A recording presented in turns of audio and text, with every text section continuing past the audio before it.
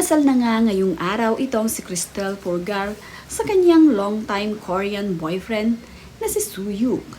Nagbahagi na nga ng larawan ang nice print photography sa naganap na kasal nitong si Cristel at ng kanyang boyfriend.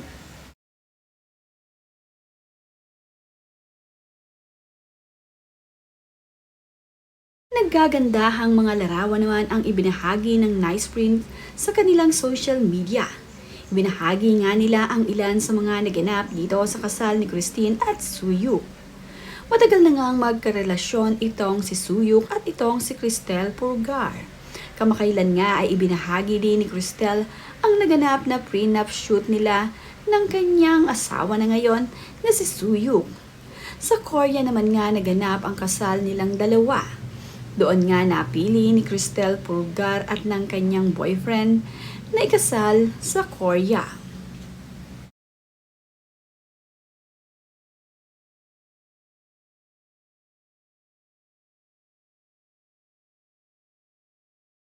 Napakaganda naman nga ni Cristel sa araw ng kanyang kasal. Napakasimple nga lamang niya pero eleganteng tignan ang dating nito.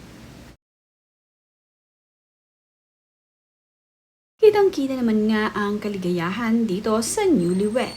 Talaga namang napakaganda ng kanilang mga ngiti sa araw ng kanilang kasal. Naayon naman nga dito kay Charis Tino na isa sa dumalo dito sa wedding ni Cristel at ni Suyu ay ngayon nga lamang daw siya nakasaksi ng Korean wedding. At ito nga ang first time niya na masaksihan ang ganitong kasal. Kaibigan rin ni Cristel Pulgar ang mag-asawang Charis Tino na sila rin ang may-ari ng nice print photography.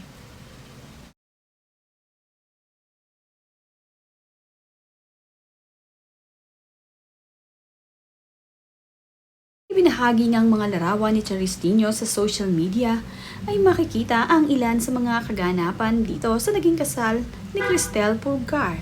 Makikita naman nga na talagang sobrang saya ng newlywed na ngayon nga ay hindi na magkakahiwalay pa dahil magkasawa na ngayon itong si Cristel Pulgar at itong si Suyu.